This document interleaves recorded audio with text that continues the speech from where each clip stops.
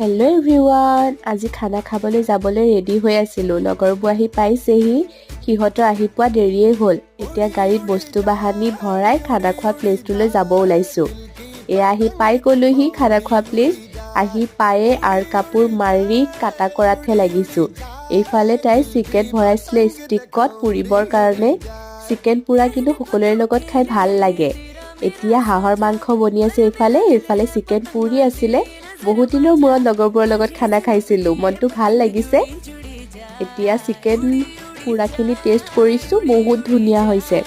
এতিয়া হাঁহৰ মাংস বনাই হৈছে, বেঙেনা ফ্ৰাই হৈ আছে এইফালে লগৰকেইটা ডান্স চাওকচোন সিহঁতৰ।